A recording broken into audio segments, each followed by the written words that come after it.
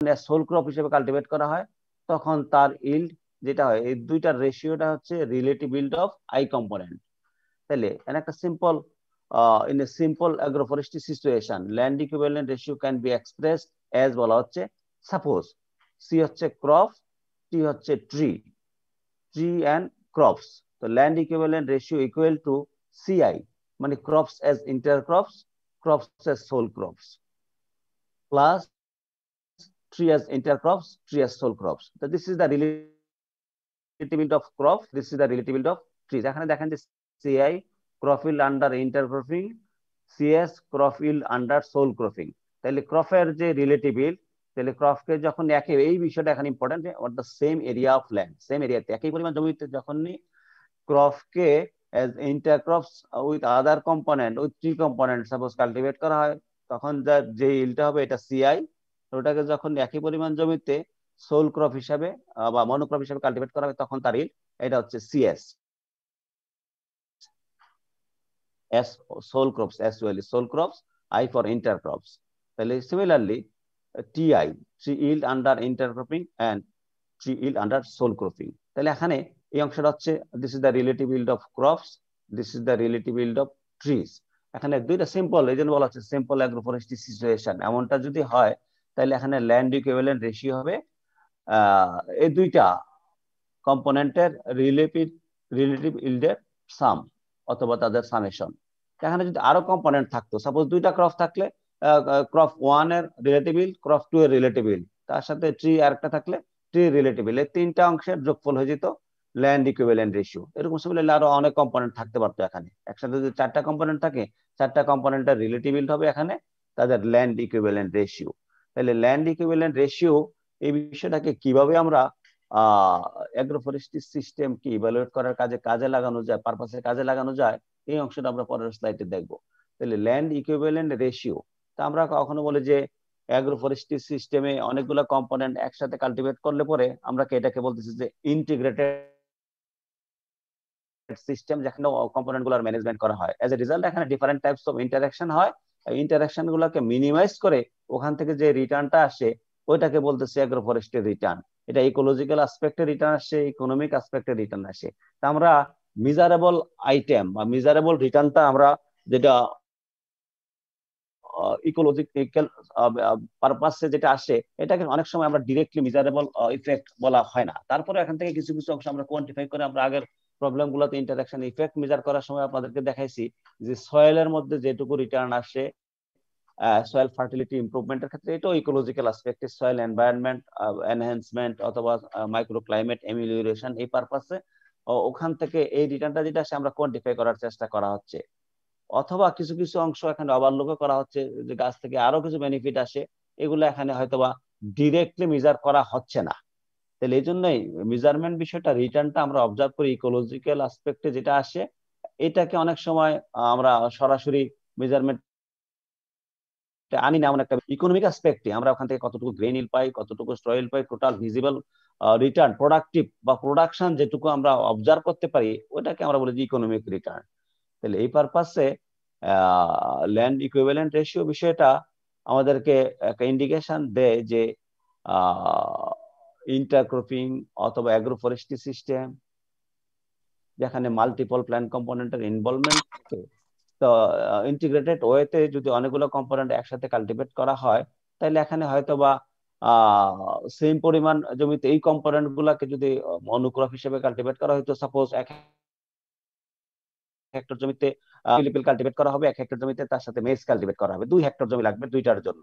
ওখান থেকে যে রিটার্নটা আসবে সেপারেটলি, তাহলে ওই রিটার্নটা যখন ইপিলিপিল এন্ড মেজ একসাথে কাল্টিভেট করা হবে, তখন হয়তো ইপিলিপিলের ইল্ড এখানে কিছুটা কমে যাবে, মেজের ইল্ডও ওখানে কিছুটা কমে যাবে, বাট কম্বাইন্ড ইফেক্ট ওখানে হয়তো বা কম্বাইন্ড যেটা আসবে, তাহলে একই পরিমাণ জমি থেকে সোল ইপিলিপিল কাল্টিভেট করলে ওখান থেকে এক্স পরিমাণ টাকা আসলো, একই পরিমাণ জমিতে মেজ কাল্টিভেট করলে পরে ওখান থেকে ওয়াই পরিমাণ টাকা আসলো, তাহলে এক্স ওয়াই, তাহলে এক্স এর পরিমাণ ওয়াই পরিমাণ দুটো আলাদা বিষয়। যখনই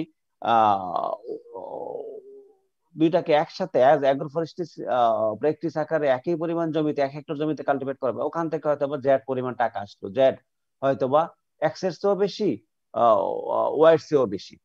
কিন্তু x plus y equal to কিন্তু অনেক বেশি হয়ে যাবে।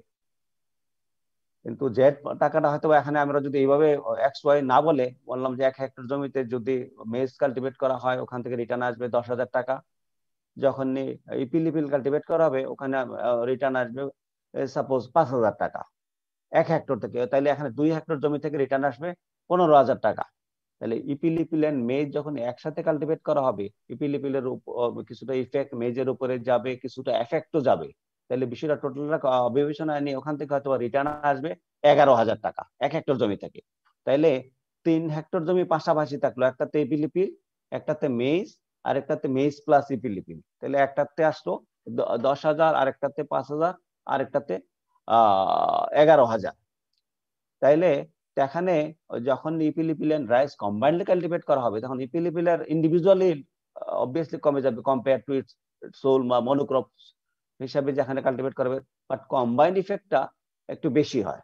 তো এই জন্যই আমরা এলিয়ার থেকে এই অংশটা বোঝা যায় যে একই পরিমাণ জমিতে এই কম্পোনেন্ট গুলোকে সেপারেটলি কাল্টিভেট করলে অথবা কম্বাইন্ডলি কাল্টিভেট করলে ওখান থেকে ল্যান্ডের সাথে ইকুইভ্যালেন্ট করার একটা সুযোগ থাকে। এই জন্যই ল্যান্ড ইকুইভ্যালেন্ট রেশিও বলা হচ্ছে।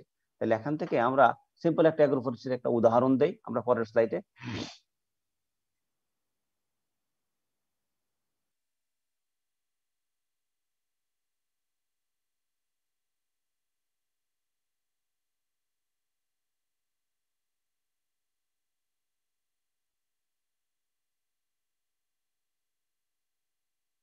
এই স্লাইডে দেখেন একটা এক্সাম্পল এখানে দেয়া আছে, সিম্পল একটা ফরেস্ট্রি সিস্টেম এক্সপ্লেইন করা আছে এখানে। assume that 4 tons of maize per hectare and 10 tons of leucaena fodder per hectare are obtained when two species are grown separately as sole crops. এই দুইটা কম্পোনেন্টকে এখানে মেইজ আর লিউসেনা মানে ইপিলিপিলের কথা বলা আছে, লিউসেনা। মেইজ এন্ড ইপিলিপিল যখন তাদেরকে সেপারেটলি সোল ক্রপস কাল্টিভেট করা হয় পার হেক্টরে তাদের ইল্ডে আছে maize 4 ton per hectare, leucaena fodder হচ্ছে 10 টন পার হেক্টর। এই বিষয়টাই যখন and that 3.2 ton per hectare of maize and 4 ton per hectare of leucaena fodder are obtained from 1 hectare when two species are grown in a haze row intercropping scheme. Haze row intercropping এর অন্য নাম আমরা আপনাদেরকে শিখাইছি যে allay cropping. Allay cropping অথবা hedge rho intercropping সিস্টেমে দুইটা বিষয়কে যদি লিউসেনা আর ইপিলিপিলকে একসাথে কাল্টিভেট করা হয় তাদের ইলটা মেনশন করা আছে এখানে 3.2 ton per hectare maize and 4 ton per hectare leucaena fodder. তাহলে এখান থেকে এই অংশটাকে আমরা ওখান থেকে এলিয়ার মেজার করার একটা উপায় থাকে। এখানে দুইটা কম্পোনেন্ট, একটা মেইজ আর একটা হচ্ছে লিউসেনা বা ইপিলিপিল। তাহলে 1 পার হেক্টরে যখন আমি যে উদাহরণটা একটু আগে দিলাম যে সাপোজ মেজ যদি কোথাও কাল্টিভেট করা হয় ওখান থেকে 10,000 টাকা রিটার্ন আসে, ইপিলিপিল ফডার কাল্টিভেট করলে 5,000 টাকা রিটার্ন আসে 1 হেক্টর থেকে সেপারেটলি, আর দুইটাকে কম্বাইন্ড কাল্টিভেট করলে আমি বললাম যে 11,000 টাকা যদি আসে। এমন বিষয়টা হয়তো এখান থেকে হাইলাইটেড হবে যে 4 টন মেজ 10 টন লিউসেনা ফডার তাদের সোল ক্রপস হিসেবে তাদের রিটার্ন আসতেছে। আর এই ইলগুলাই দেখেন যে মেজের ইল কিছুটা কমে গেছে যখন তাকে সোল ক্রপস হিসেবে পার হেক্টরে কাল্টিভেট করা হতো তখন তার ইল্ড ছিল 4 টন, এখানে রিডিউস হয়ে 3.2 টন হেক্টর হয়ে গেছে। আর লিউসেনা ফডার ওখানে ছিল 10 টন পার হেক্টর, এখানে এটা রিডিউস হয়ে গেছে, এটা 4 ton per hectare. 4 ton per hectare এখানে বিভিন্ন কারণে এটা রিডিউস হতে পারে, কারণ হেজ রো ইন্টারক্রপিং সিস্টেমে যখন লিউসেনা লাগানো হবে তখন হয়তো অনেক ল্যান্ড লিউসেনার অধীনে থাকবে না। তখন ওই এলিক্রপিং বা হেজ রো ইন্টারক্রপিং কাকে বলে আমরা যখন এলিক্রপিং আপনাদেরকে পড়াইছি এই এখানে একটা এলিক্রপিং এর একটা বা হেজ রো ইন্টারক্রপিং এর একটা ধারণা আমি দিতে চাই, তাইলে বিষয়টা আরো ক্লিয়ার হবে। হেজ রো আপনারা যে কোনো একজনকে বলতে পারেন হেজ রো ইন্টারক্রপিং কাকে বলে বা অথবা এলিক্রপিং কাকে বলে? Anyone? Sir, plantation of trees and shrubs in a single rows or multiple rows, and the cultivation of annual crops in between the rows of trees and shrubs. This is alley cropping or hedgerow intercropping. আমরা as usually বলি যে growing agricultural crops, any herbaceous crops, cereal crops in between the planted hedges of trees or shrubs. So the place between the two rows of trees defined as LA. LA means narrow path growing or cultivation of crops inside the alleys. This is alley cropping or hedgerow intercropping.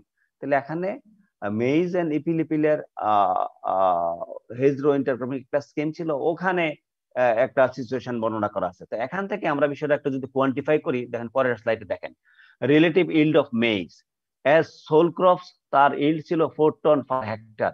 Relative ইল্ডের definition ছিল কি, ওই কম্পোনেন্টের as ইন্টারক্রপস তার যে ইল্ডটা হবে ওইটাকে যদি divide করা হয় তার অ্যাজ সোল ক্রপস তার ইল্ড, এটার যে রেশিওটা এটা হবে রিলেটিভ ইল্ড। রিলেটিভ ইল্ড একটা রেশিও। তাহলে মেইজের ইল্ড ছিল 3.2 টন পার হেক্টর অ্যাজ ইন্টারক্রপস। আমরা দেখেন এখানে ছিল যে 3.2 টন পার হেক্টর যখনই হেজরো ইন্টারক্রপিং স্কিমের মধ্যে ছিল। এটা একটা ইন্টারক্রপিং সিস্টেম, একটা অ্যাগ্রো ফরেস্ট্রি সিস্টেম। তাহলে এখান থেকে এই বিষয়টা যে 3.2 ton per hectare, 4 ton per hectare, এখানে তো আমাদের ইউনিট চলে যাবে, এখন একটা রেশিও হয়ে যাবে। এটা দেখা গেল যে 0.8 তার ভ্যালুটা। রাইসের রিলেটিভ ইল্ড, সরি মেইজের রিলেটিভ ইল্ড ভ্যালু হচ্ছে 0.8। এন্ড সিমিলারলি আমরা লিউসেনা ফডার যখন ছিল, লিউসেনা বা ইপিলিপিলের আর ইল্ড ছিল অ্যাজ ইন্টারক্রপস বা হেজরো ইন্টারক্রপিং স্কিমের মধ্যে ছিল 4 টন, আর 10 টন ছিল, তখন তাকে পার হেক্টরে সোল ক্রপ হিসেবে কাল্টিভেট করা হয়। তাহলে এখানে 4 ton per hectare divide 10 ton per hectare, এই রেশিওটা হচ্ছে 0.4। তাহলে এখন ল্যান্ড ইকুইভ্যালেন্ট রেশিও অবভিয়াসলি দুইটার যোগফলটা হবে, this is the addition of বা summation of relative yield of maize and relative yield of Leucaena fodder. And then the land equivalent ratio in this case equal to 0.8 plus 0.4 equal to 1.2. This is the land equivalent ratio value 1.2. তাহলে এই 1.2 কি indicate করে তার একটা narration এখানে দেয়া আছে। এইভাবে দেখেন যে if land equivalent ratio equal to 1 একটা মিনিং, if greater than 1 আরেকটা মিনিং, if less than 1 আরেকটা meaning. if equal to 1 that means এই রেজাল্টটা যদি 0.8 প্লাস এখানে 0.2 হইতো অথবা 0.6 প্লাস 0.4 হতো, এখানে হয়ে যেত 1। 1 means there is no advantage or neutral situation to intercropping or agroforestry in comparison to sole cropping। এখানে সোল ক্রপিং এর সাথে ওই যে আমাদের আগের যে সিস্টেমটা ছিল, এখানে হেজরো স্কিম বা এলে ক্রপিং সিস্টেম, এলে ক্রপিং সিস্টেমে যে বেনিফিট আসতো, আর এখানে আলাদা আলাদা ভাবে প্রত্যেকটা কাজ এক হেক্টর ল্যান্ড থেকে আমাদের রিটার্ন সমান আসতো। ইদার আমরা মেইজ কাল্টিভেট করি অথবা লিউসিনা ফডার কাল্টিভেট করি, ওখান থেকে সবগুলা থেকে হয়তো 10,000 টাকায় আসতো।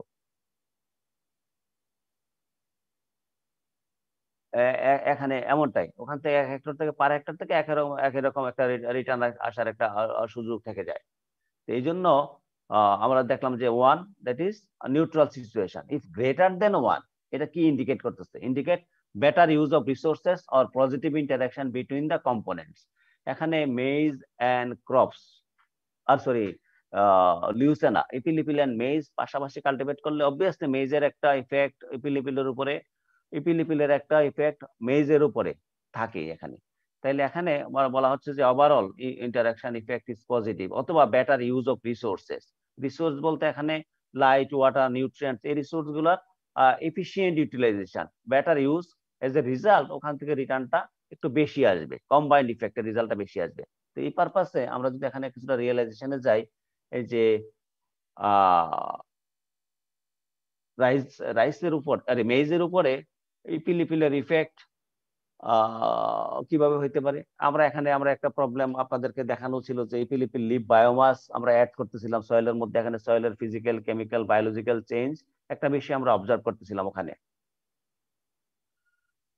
তাইলে সয়েলের মধ্যে কিছু অর্গানিক ম্যাটার অ্যাড হওয়ার সুযোগ থাকে। এজ এ রিজাল্ট বিভিন্ন রকম নিউট্রিয়েন্ট গুলা due to mineralization of organic matter, ওখানে বিভিন্ন নিউট্রিয়েন্ট এলিমেন্ট গুলো যেগুলো essentially need for maize cultivation, এমন একটা সিচুয়েশন হইতে পারে which is favourable for maize cultivation. তাহলে এজ এ রেজাল্ট মেইজ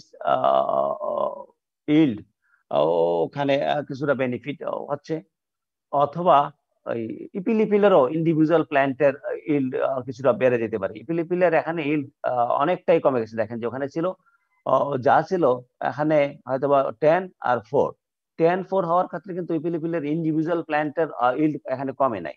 কারণ হেজ রো ইন্টারক্রপিং স্কিমের মধ্যে আমরা আপনাদের যে একটু আগে ইপিলিপিলের ডেফিনেশন দিলেন, আর সরি এলিক্রপিং এর ডেফিনেশন দিলেন, ওখানে কিন্তু আমরা হেজ রো ইন্টারক্রপিং অথবা এলিক্রপিং সিস্টেমের কিছু ক্যারেক্টার আপনাদেরকে দিয়েছিলাম যে হেজ টু হেজ এখানে কতটুকু ডিস্টেন্স থাকা উচিত। এখানে 4 থেকে 8 মিটারের একটা রেঞ্জ দিয়েছিল, অ্যাটলিস্ট 4 মিটার, এট বেস্ট 8 মিটার গ্যাপ থাকা উচিত একটা প্ল্যান্ট একটা হেজ থেকে আরেকটা হেজের। তার মানে কি এখানে 4 মিটার জায়গা পরে তারপর একটা হেজ, তারপরে 4 মিটার অথবা 8 মিটার পরে, অথবা তার মাঝে 5, 6, 7 যে কোনো একটা হইতে পারে, এইটুকু জায়গা গ্যাপ থাকবে। এজ এ রিজাল্ট ইপিলিপিল কাভারেজ এরিয়া এখানে অনেক কমে যাবে। তাহলে ইপিলিপিল হয়তো বা 1 হেক্টর জমিতে যদি সোল ইপিলিপিল করা হইতো, এখানে 100% এরিয়া কভার্ড বাই ইপিলিপিল। এখানে যদি 4 মিটার পরে 1 মিটার দখল করে, তার মানে কি এখানে 1/4 অংশ অকুপাইড বাই ইপিলিপিল। 1/4 অংশ, 1/4 এর মধ্যে সে হয়তো তার ইল 4, তার মানে কি 4 হওয়া মানে কি সে অনেক বেশি 1/4 অংশ ইন্ডিভিজুয়াল প্ল্যান্টের মধ্যে ইল কিছুটা বেড়ে গেছে এজ এ রিজাল্ট। কেননা ক্রপ কাল্টিভেশনের সময় আমরা ক্রপের জন্য কিছুটা ম্যানেজমেন্ট থাকে। যদি ইপিলিপিল সোল থাকতো, তার জন্য যে ম্যানেজমেন্ট হয়তো ক্রপের জন্য আরেকটু ইন্টেন্সিভ, আরেকটু এফিশিয়েন্ট ম্যানেজমেন্ট, অথবা আরেকটু লার্জ স্কেলে ম্যানেজমেন্ট, ওখানে ফার্টিলাইজার বা অন্যান্য বিষয়গুলো এখানে আরো বেশি অ্যাটেনশন দেওয়া হয়। অন্যান্য ম্যানেজমেন্ট গুলা পেস্ট থেকে শুরু করে অন্যান্য ম্যানেজমেন্ট গুলা খুব ক্লিয়ারলি বা ক্লিনলি থাকে। এজ এ রিজাল্ট ইন্ডিভিজুয়াল ইপিলিপিল প্ল্যান্টের এখানে ইল বেড়ে যাওয়ার একটা সুযোগ থেকে যায়, ফার্দার প্রোডাকশন বেড়ে যায়।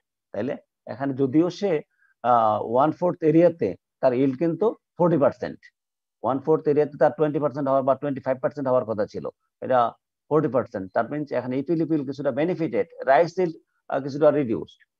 রাইস ইল্ড অনেকটাই কমতেছে, বাট রাইসের ইল্ডও এরিয়াও কিছুটা কমে গেছে। রাইস হয়তো বা তখন ওখানে 100% এরিয়া অকুপাই করতে পারতো, এখানে হয়তো বা রাইস 80% বা 85 বা 90% এরিয়া অকুপাই করেও তারপরে ইল্ড কিছুটা কমে যায়। বাট কম্বাইন্ড ইফেক্টে দেখা যাচ্ছে যে এখানে 1.2 that is better use of resources অথবা পজিটিভ ইন্টারাকশন। এখানে এই বিষয়টার একটা মিনিং আমরা পরে দিচ্ছি। এই যে 1.22 মানে কি, বা 3 বা আরো বেশি হইলে কি হবে, এমন একটা বিষয়। If the LER value is less than 1 indicate the competition, negative interactions between the components. তাহলে এলিয়ার এর মান এখানে 0.8, সাপোজ এটা যদি 0.8 হয়ে 4, এটা 0.4, এখানে 0.8 হইতো, তাহলে এখানে একটা মিনিং আসতো যে এটার কম্পিটিশনটা সিভিয়ারলি হচ্ছে। ইপিলিপিলের ইফেক্ট মেজদের উপরে শেড ইফেক্ট অথবা রুট ইফেক্ট, বিভিন্ন competition for light, water and nutrient, এইসব বিষয়গুলো একেবারে সিভিয়ারলি থাকতো। এজ এ রিজাল্ট এখানে ওই ল্যান্ডটাকে আমরা যদি মনোক্রপিং পারপাসে কাল্টিভেট করা হয়তো, ওখান থেকে যে রিটার্ন আসতো ওইটাই বেনিফিটেড ছিল। এখানে হয়তো বা ইন্টারক্রপিং সিস্টেমটা খুব একটা বেনিফিটেড হবে না, এমনকি নেগেটিভ অনেকটা লস হইতে পারে। তাহলে এখানে 1.2 এলিয়ারের মিনসটা এখানে বলা হচ্ছে যে 1.2 যদি হয়, তাহলে হয়তো বলা হচ্ছে যে 20% ইল্ড অ্যাডভান্টেজেস। যদি 1.1 হয়তো 10% ইল্ড অ্যাডভান্টেজেস, এটা 0.9 হয়তো তাহলে 10% ইল্ড ডিক্রিজেস, এমন একটা বিষয় হইতো। এখন বলা হচ্ছে এটার মিনিংটা কি, আন্ডার মনোকালচারস। তাহলে এখানে এই সিস্টেম থেকে 1.2 that means 20% yield advantages over কোথায়, মনোকালচারের উপরে ওখানে, and 20% more land would be needed to match yield from the intercropping. এখানে ইন্টারক্রপিং থেকে যেটুকু রিটার্ন আসবে, রিটার্ন মিনিমাইজ করার জন্য 20% বেশি ল্যান্ড ইউটিলাইজ করতে হবে ফর মনোক্রপিং পারপাস। তো সো এখানে ইন্টারক্রপিংটা বেনিফিটেড, এখানে 20% এরিয়া আমরা মিনিমাইজ করেও সমান পরিমাণে রিটার্ন পাইতে পারি। তাইলে এখান থেকে আমরা যদি কখনো একটা সিস্টেমকে ইভালুয়েট করতে যাই by using the land equivalent ratio as a factor, as a tools, as a evaluating index, তখন আমরা এই বিষয়গুলো বিবেচনায় নিব যে এলিয়ারের মান 1 কি বা less than 1 or greater than 1। এখান থেকে আমরা এই কনক্লুশন গুলো দিতে পারবো। If 1 there is no advantage, neutral situation. If greater than 1 indicate better use of resources অথবা পজিটিভ ইন্টারাকশন অথবা বেনিফিশিয়াল অথবা প্রোডাকশন ইনক্রিজ হচ্ছে, এমন একটা সিচুয়েশন বলা যেতে পারে।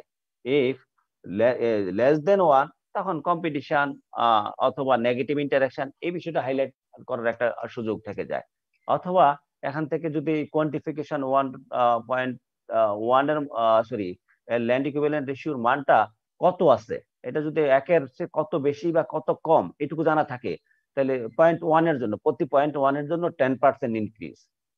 যদি এটা 1.8 হতো 80% land, that means interference system থেকে যেটুকু রিটার্ন আসবে তার এইটুকু এই land, that mean 1.8 hectare area per হেক্টরে, ওখান থেকে যেটুকু রিটার্নটা আসবে এই সিমিলার রিটার্নটা পাওয়ার জন্য মনোক্রমিং পারপাসে 1.8 হেক্টর ল্যান্ড ইউটিলাইজ করতে হবে।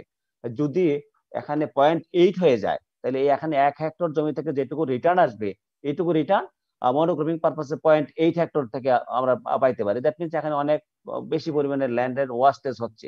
এইভাবে আমরা এখান থেকে কনক্লুশন ড্র করতে পারি। তাহলে এখন এই পারপাসে আপনাদের সামনে কিছু প্রবলেম নিয়ে আসা হয়েছে। দেখেন এখানে এই সিম্পল এই প্রবলেমটা আমরা যদি অবজার্ভ করি, এখানে একটা সিম্পল অ্যাগ্রোফরেস্ট্রি সিস্টেম এজিউম করা আছে। And agroforestry system with shishu, guava, papaya, lemon and carrot. Suppose এখানে একটা মাল্টি স্টোরেড অ্যাগ্রোফরেস্ট্রি সিস্টেম, এখানে শিশু গাছ আছে, গোয়াবা আছে, পাপায়া আছে, লেমন এন্ড ক্যারট।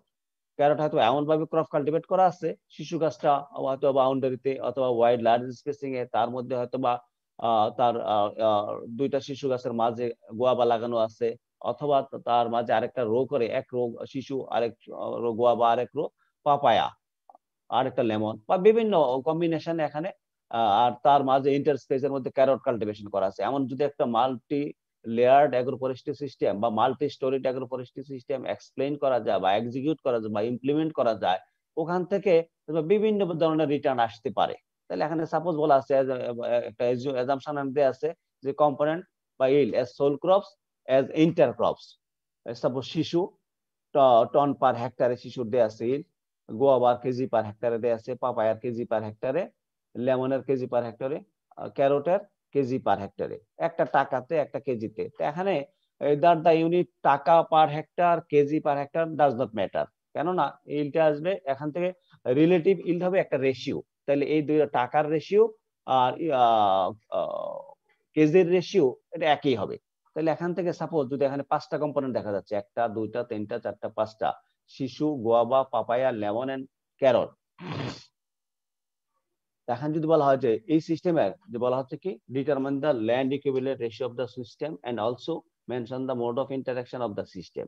তাহলে এখান থেকে আমরা, এটা হাইপোথেটিক্যাল, টোটালি একটা হাইপোথেটিক্যাল বিষয়, এই যে রিলেটিভ ইল্ড অফ শিশু কি হবে, তাহলে ইন্টারক্রপস এটা যাবে 1,250,000 মানে 1,25,000, তাহলে এখানে 2,50,000 এটা যাবে নিচে, তাহলে এখানে রিলেটিভ ইল্ড হয়ে যাবে 0.5।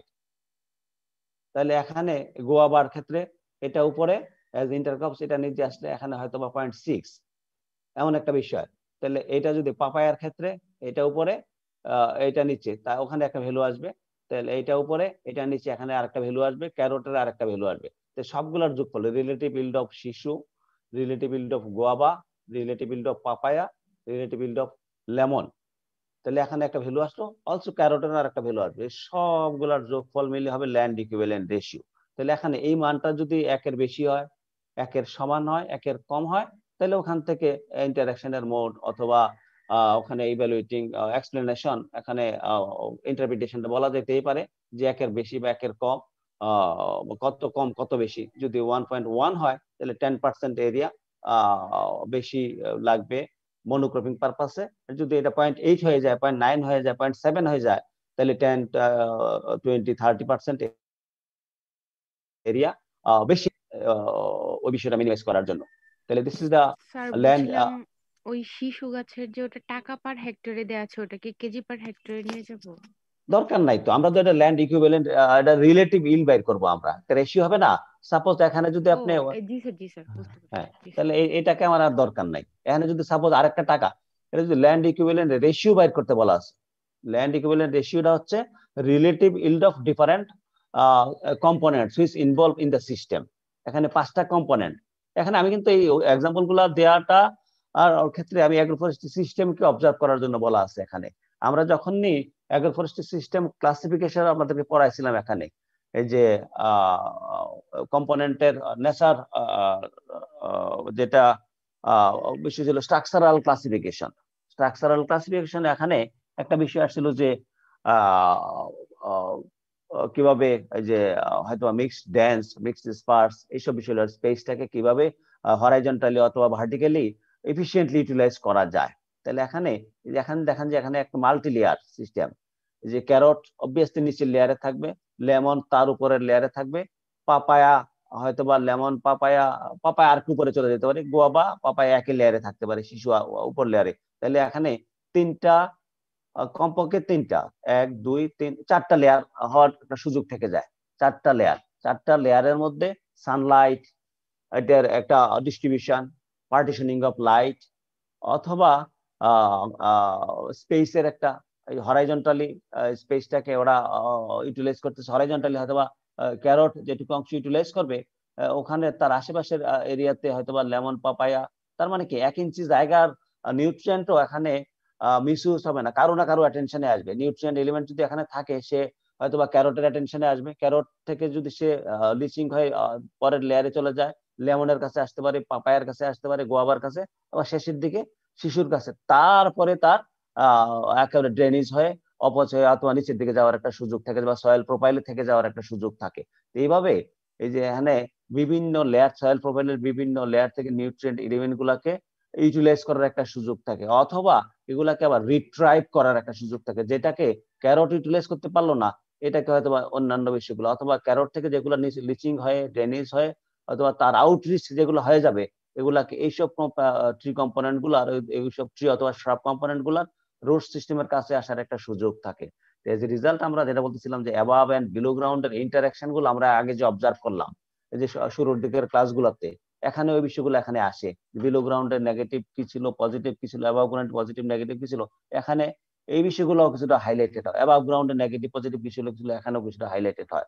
তাহলে এই সিস্টেম থেকে আমরা সাপোজ এই বিষয়টা হাইপোথেটিক্যাল একটা এক্সাম্পল, তাহলে এখানে এই সব বিষয়গুলো যদি এক্সপ্লেন করে, হাইপোথেটিক্যাল হচ্ছে এই ইলগুলা, তাহলে আমরা এখানে ক্যারট, লেমন, পাপায়া, গোয়াবা, শিশু একসাথে কাল্টিভেট করার সুযোগ থেকেই যায়, আমরা করতেই পারি এগুলো। তার সাথে আরো অন্যান্য কম্পোনেন্ট অ্যাডও করতে পারি, কিছু দুই একটা বাদও দিতে পারি, দিয়ে আমরা single, double, triple, multiple layer create করার একটা সুযোগ থেকে যায়। বাট এই ইলটা কি হচ্ছে, এই ইলটা কিন্তু অ্যাকচুয়াল ভ্যালু না, এটা আমরা এজিউম করে নিচ্ছি, এটা হাইপোথেটিক্যাল ভ্যালু। এখানে এখান থেকে আমরা রিলেটিভ ইল্ড মেজার করতে পারি শিশুর রিলেটিভ ইল্ড ইকুয়াল টু শিশুর ইল্ড আন্ডার ইন্টারক্রপিং সিস্টেম। এই ভ্যালুটাকে ওটাকে ডিভাইড করা হবে তার ইল্ড একই পরিমাণ জমি থেকে, পার হেক্টর থেকে, সোল ক্রপস, দুইটার যে রেশিওটা, এটা হবে শিশুর relative yield, similarly guava, papaya, লেমনের, ক্যারোটের। তাহলে ওখান থেকে যে ভ্যালুটা আসবে, এই ভ্যালুটার উপরে ডিপেন্ড করে আমরা এখানে এই সিস্টেমটাকে সম্পর্কে কিছুটা কথা বলতে পারি। সিস্টেমটা বেনিফিশিয়াল অথবা হার্মফুল, এটাকে রান করা উচিত না, এমন কতগুলো বিষয় থাকতে পারে। মোরাবার এগ্রো ফরেস্ট্রি সিস্টেমে অনেক সময় এই যে আপনারা কিছুটা এক্সপ্লেনেশন এভাবে দিতে পারেন যে ল্যান্ড ইকুইভ্যালেন্ট রেশিও 1, সাপোজ 1 হয়ে গেল এখানে 1, দ্যাট মিনস 1 হেক্টর জমিতে যদি আমি এই কম্পোনেন্ট গুলো কম্বাইন্ডলি কাল্টিভেট করা হয়, ওখান থেকে যে রিটার্ন আসবে মনোক্রপিং হিসেবে কাল্টিভেট করলো, আর ওখানে কোনো খুব একটা লস হবে না, ইকুয়াল পরিমাণে থাকবে, নিউট্রাল একটা সিচুয়েশন।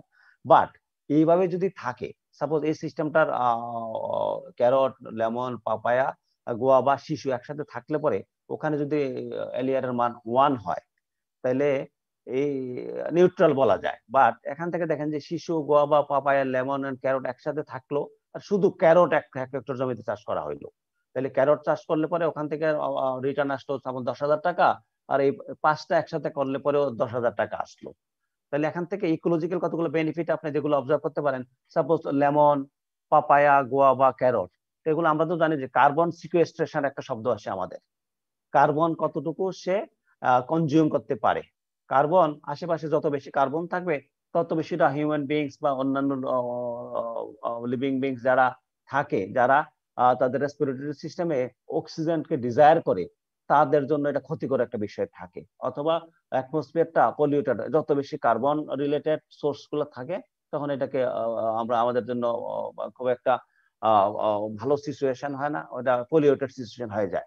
তাহলে এই ক্ষেত্রে সে এই বিষয়টা সে কার্বন অনেকটা নিয়ে নেবে, সে নিয়ে নেবে। তাহলে এই জায়গাটাকে কার্বন ফ্রি করার জন্য এখানে কিন্তু একটা এস্টিমেশন ছিল।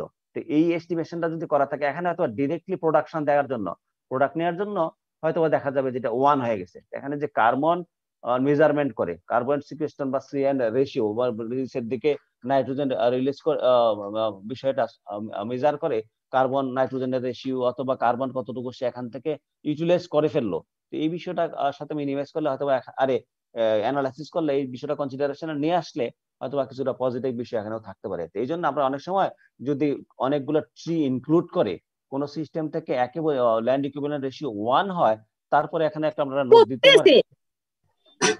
লা হাওলা ওয়ালা কুওয়াতা ইল্লা। আগে সাউন্ড মিউট করেন, তারপরে আপনার সরফে আসেন। হ্যাঁ, যেটা বলছিলাম যে ওখানে 1 হইলে বিষয়টা নিউট্রাল, বেনিফিট নাই, বাট কিছুটা ইনডিরেক্টলি আমরা এখান থেকে কিছুটা ইকোলজিক্যাল বেনিফিট এখানে মেনশন করতে পারি। এজ এ রেজাল্ট 1 হইলেও এই সিস্টেমটাকে রান করার একটা সুযোগ থেকে যায়, এই বিষয়টাও এক্সপ্লেন করা যায় অনেক সময়। তাহলে এই নেগেটিভ নেগেটিভ আসলেও তো তাহলে ইকোলজিক্যাল ইফেক্ট থাকতে পারে। হ্যাঁ, নেগেটিভ আসলে সরাসরি যখন সাপোজ আপনার লস দেখা যাচ্ছে, আপনি এখানে 100 টাকা পাইতেন, এখানে 60 টাকা পাচ্ছেন, এই বিষয়টা নিয়ে কথা, এই বিষয়টা নিয়ে এক্সপ্লেন করতে গেলে নেগেটিভকে পজিটিভ পর্যায়ে আনতে হবে, তারপরে লাভের কথা বলতে হবে। আর এখানে যেখানে নিউট্রাল আছে, আপনার তো লস হচ্ছে না, দুইটা সমান, তাই না? দুইটাই সমান, এটা থাকলেও আপনার যেটুকু ইনকাম আসে, ওটা থাকলেও এটা ইনকাম আসে। দুইটার মধ্যে কোনটাকে চয়েস করতে পারেন? আমরা এই জায়গাতে চয়েস করতে পারি, যেহেতু রিটার্ন সমানই আছে, ইন এডিশন এখান থেকে কতগুলো বিষয় আসে। হ্যাঁ, তখন অনেক সময় নেগেটিভ থাকলেও যদি কার্বন মেজার করে, অনেক সময় এখন কিন্তু আমরা কার্বন সেল করার সুযোগ থাকে, যে কতটুকু কার্বন সে কনজিউম করতেছে, ইকোলজিক্যাল আসপেক্টে, বিভিন্ন ওয়ার্ল্ড আসপেক্টে দেখা যায় যে এই বিষয়গুলো আরো ইন্টেন্সিভ অবজারভেশনে গেলে অথবা নেগেটিভ বিষয়টাও পজিটিভ করার সুযোগ থেকে যায়। তো ইনিশিয়ালি আমরা এজ ইউজুয়ালি আপাতত জানবো যে 1 এর বেশি, 1 এর কম, এমন বিষয়টাই। আর 1ও যদি হয়, ওখানে কতগুলো ইকোলজিক্যাল 1 যদি থাকে, এটা তো নিউট্রাল, তাহলে এখানে সাপোর্টিভ কতগুলো লজিক দেখাইতেই পারি। এখানে ইন এডিশন ইকোলজিক্যাল আসপেক্টে একটা ফেভারেবল এনভায়রনমেন্ট তৈরি করার জন্য একটা সুযোগ থেকে যায়, তাহলে আমরা এই বিষয়টা কন্টিনিউ করতে পারি যেহেতু 1। আর নেগেটিভ হলে আমরা এই বিষয়টা নিয়ে এখন আর আপাতত এরকম এক্সপ্লেনেশনে যাব না, কারণ নেগেটিভ বিষয়টা নেগেটিভই থাকুক, এমনটাই। স্যার ম্যাক্সিমাম ক্ষেত্রেই ওই অ্যাগ্রোফরেস্ট্রি সিস্টেম প্র্যাকটিস গুলা করা হয় ইকোনমিক্যাল বেনিফিটের জন্য না? না, আপনারা অ্যাগ্রোফরেস্ট্রির হিস্ট্রি যখন আপনাদেরকে আমরা পড়াইছি, অ্যাগ্রোফরেস্ট্রির বেনিফিট বা পটেনশিয়ালস অ্যাডভান্টেজেস যখন আপনাদেরকে পড়াইছি, বা স্কোপ অফ অ্যাগ্রোফরেস্ট্রি বা প্রসপেক্ট অফ পটেনশিয়ালিটি অফ অ্যাগ্রোফরেস্ট্রি যখন দেখাইছি, তখন কিন্তু বলা ছিল যে অ্যাগ্রোফরেস্ট্রিটা কেন ইক্রাফট তৈরি হইলো। ইক্রাফটটা কি মনে আছে কি স্যার? কেউ কথা বলতেছেন এটা? স্যার আপনি কে কথা বলছেন? সেতু ইক্রাফ মনে আছে? ICRAF ইক্রাফ, স্যার ICRAF মনে আছে। এটা কি যেন ছিল? International centre for research in অ্যাগ্রোফরেস্ট্রি, তাই না? হ্যাঁ, international centre for research in অ্যাগ্রোফরেস্ট্রি। তাহলে ইক্রাফ তৈরি হওয়ার আগে এমন একটা বিষয় ছিল যে সারা আমাদের ট্রপিক্যাল সিস্টেমের মধ্যেই, ট্রপিক্যাল সিচুয়েশনে দেখা গেল যে বিভিন্ন ভাবে ইকোলজিক্যাল কতগুলা সিচুয়েশন আসতেছে, আমাদের ফরেস্ট কাভারেজ ছিল, এখন নাই, অথবা বিভিন্ন ভাবে কার্বন সোর্স বেড়ে যাচ্ছে, অক্সিজেন সাপ্লাই দেওয়ার বিষয়টা এখানে সোর্সিং এর একটা ইমব্যালেন্স হয়ে যাচ্ছে। এই পারপাসে আমাদের natural balance, ecological friendly environment তৈরি করার জন্য ট্রি রিলেটেড বিষয়টাকে হাইলাইট করা উচিত, ট্রি প্লান্টেশন করা উচিত। এই জন্য social forestry and then agro forestry, এইসব বিষয়টা বা কম্বাইন্ড প্রোডাকশন। তাহলে ফার্স্টে কিন্তু ইকোলজিক্যাল আসপেক্টটাই আসতেছে, তারপরে আরেকটা বিষয় যে ইন্টিগ্রেটেড ওয়েতে কাল্টিভেট করলে পরে ওখান থেকে, এই জন্য তো অ্যাগ্রো ফরেস্ট্রির 3টা অ্যাট্রিবিউট ছিল না স্যার? অ্যাগ্রো ফরেস্ট্রির 3টা প্রোডাক্টিভিটি ছিল কি? অ্যাগ্রো ফরেস্ট্রির 3টা অ্যাট্রিবিউটস মনে আছে? এই জন্যই স্যার প্রোডাক্টিভিটি, সাস্টেইনেবিলিটি আর অ্যাডাপ্টেবিলিটি। অ্যাডাপ্টেবিলিটি। হ্যাঁ, অ্যাডাপ্টেবিলিটি, প্রোডাক্টিভিটি, প্রোডাক্টিভিটি বা এই প্রোডাকশন শব্দটাই কিন্তু সবার আগে আসছে। দেন আমাদের এই ক্ষেত্রে সাস্টেইনেবিলিটি শব্দটা এখানে রাখা হয়েছে। যখন সাস্টেইনেবল বলা হবে, তখন কিন্তু ওই হ্যাঁ, এই বিষয়টা কতটুকু রান করা যাবে, এটা রান করা যাবে কি যাবে না, এমন একটা বিষয় থাকতে পারে। তখন ইকোলজিক্যাল আসপেক্টে যে বেনিফিট গুলো আসবে এগুলো সাস্টেনেবল ওয়েতে বিষয়টা এমনটা থাকে। কিন্তু আমরা অ্যাগ্রো ফরেস্ট্রি যখন জাজমেন্টে নিয়ে আসলাম যে কেন অ্যাগ্রো ফরেস্ট্রি হিস্ট্রি কি, তখন কিন্তু ট্রি কাভারেজ বেড়ে যাচ্ছে আর কমে যাচ্ছে, অথবা নেচারের উপরে গাছ না থাকলে পরে যেই সব এফেক্ট গুলো আসে, ওজোন লেয়ারের কথা আসছে, সি লেভেলের কথা আসতেছে, বা যে যে এখানে বায়োডাইভার্সিটি কনজারভেশনের বা বায়োডাইভার্সিটি লস হচ্ছে, এমন কথাগুলো আসছিল। এই বিষয়গুলো কিন্তু বিবেচনায় আসছে, দেন প্রোডাকশনের কথা তার সাথে সাথে থেকে যায়, এমনটাই আর কি। তো সো যে আমরা যে প্রোডাকশন বাড়ানোর জন্য অ্যাগ্রো ফরেস্ট্রি এমনটা না, ইকোলজিক্যাল আসপেক্টটাও কিন্তু সমানভাবে বরং একটু আগে আসছিল, দেন তারপরে সব চিন্তাগুলো আসার পরে ইকরা বলতেছিল যে কম্বাইন্ড প্রোডাকশন করা যাচ্ছে। তাহলে এখানে এরকম একটা প্রবলেম ছিল, এই প্রবলেমটাকে আপনাদের কিন্তু সিম্পল আমি ইন্ডিকেশন দিয়ে দিলাম, এইভাবে এটাকে রিলেটিভলি বের করে, তাহলে ওখান থেকে একটা ভ্যালু আসবে, ভ্যালুটা মেজার করে এখান থেকে একটা কমেন্ট করার একটা সুযোগ থাকে। তারপরে এখানে আরেকটা প্রবলেম আমি দিলাম, এখানে এই পারপাসে আরেকটা প্রবলেম এখানে আপনাদের মেনশন করা আছে, agro forestry system with maize and gliricidia. এখানে গাছের নামটা একটু আলাদা আসছে, উইথ রিডিউস ফার্টিলাইজার ইউজ, এখানে একটা ইন্ডিকেশন দেয়া আছে যে এত টাকা বা এই রেটে ফার্টিলাইজার ইউজ কমায়। ডিক্রিজ, এখানে সরাসরি একটা বিষয় দেয়া আছে, decrease ক্রফিল 15% and tree yield 25% compared to their sole stands when two components are grown separately as sole crops। তাদের yield দেয়া আছে, সোল ক্রপস হিসেবে দুইটা কম্পোনেন্টের yield দেয়া আছে। দেন রিলেটিভ ট্রি এরিয়া দেয়া আছে এখানে একটা বিষয় ক্রপের ক্ষেত্রে, এই বিষয়টা তো এটুকু ইউটিলাইজ করে ক্রপ ইল্ড অথবা ট্রি ইল্ড, দুইটা ইল্ডের আলাদা ইল্ড মেজারমেন্ট থেকে ইল্ড করা যায়, মেজার করা যায়, এটা হতে পারে। অথবা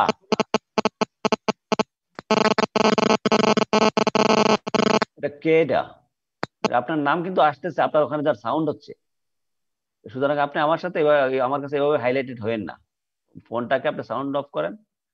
হ্যাঁ, তাহলে এখানে আমরা কিন্তু যে বলা হচ্ছে যে কম্পোনেন্ট ইল্ড মেজার করেন, কম্পোনেন্ট ইল্ড মেজার করার সুযোগ এখানে রয়ে গেছে।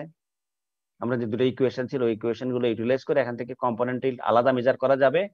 দেন ল্যান্ড ইকুইভ্যালেন্ট রেশিও মেজার করার কথা বলা আছে। ল্যান্ড ইকুইভ্যালেন্ট রেশিও কিন্তু এখানে ডিরেক্টলিও মেজার করা যায়।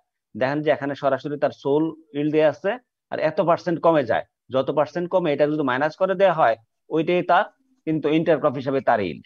সাপোজ তার ইল্ড আছে এখানে 100, তাহলে এখানে 15% কমে যায়, তাহলে 85 হবে তার ইন্টারক্রপসের ইল্ড, 85 ডিভাইডেড বাই 100 হয়ে যাবে। তাহলে এখানে 15%, অতএব 15% কত, এইটার 25% কত, এটা বাইর করে এখানে সরাসরি অ্যাজ ইন্টারক্রপস সোল ক্রপস ইল্ড আছে এখানে, তাহলে এখান থেকে ডিরেক্টলি বের করে দিতে পারেন, যেহেতু ল্যান্ড ইকুইভ্যালেন্ট পারপাসে আপনারা ইউজ করবেন। তাহলে এই অংশটা কম্পোনেন্ট ইল্ড মেজার করার এই বিষয়টা আমি এখানে হাইলাইট করতেছি না, কিন্তু land equivalent ratio with comments এইটুকু অংশ দুইটা প্রবলেমকে সলভ করার জন্য আপনাদের কাছে রিকোয়েস্ট থাকবে।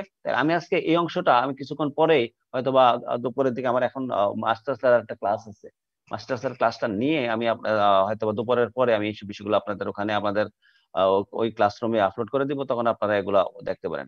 তাহলে এখন আমি আরেকটু অংশ, আমাদের 4-5 মিনিট সময় আছে। আজকে মনে হয় দুইটা স্টুডেন্ট আমি দেখলাম যে দুইটা প্রবলেম, যে 2 নাম্বার আমাদের ইন্টারাকশন ইফেক্ট মেজারমেন্টের দ্বিতীয় প্রবলেমটার সলিউশনটা আমার কাছে পাঠাইছেন। আর আরেকজন স্টুডেন্ট, আরেকটা ছেলে আমি নাম ভুলে গেছি, সে এই যে কালকে আমি যে সিকোয়েন্সিয়াল সিস্টেমের স্ল্যাশ এন্ড বার্নের জন্য একটা প্রবলেম সে সলভ করে আমার কাছে পাঠাইছে। এটা আমি রেডি ছিল, ওটা আমি ওইটা সহ ওটাকে সলভ করে সে যেটা দিচ্ছে এটাকে জাস্ট করে সলভ করে টোটালটা আমি আপনাদের ওই ক্লাসরুমে ওটা দিয়ে দিব। আর আপনাদেরকে 3 সেকশনে যেরকম করে ওই একই বিষয়ের 4 সেকশনের 4টা প্রবলেম দেওয়ার কথা ছিল, আপনারা ওই অংশটা এজ ইউজুয়ালি আগের ক্লাসের আগে আগামী যে ক্লাস যে সময় দেওয়ার কথা ছিল ওই সময় আপনারা দেওয়ার সুযোগ থেকে যায়, তাহলে কাইন্ডলি আপনারা ওই সময় দিতে পারেন। তাহলে আপাতত আমি ওইটা অফ করে, আপনারা যার কারো যদি কথা থাকে 2-4 মিনিট সময় আছে আমাদের, কথা বলতে পারেন, 1-2 মিনিট সময় আছে। এটা কি মুক্তি না মুক্তি? 92 আইডি কার? এই যে কি মুক্তি?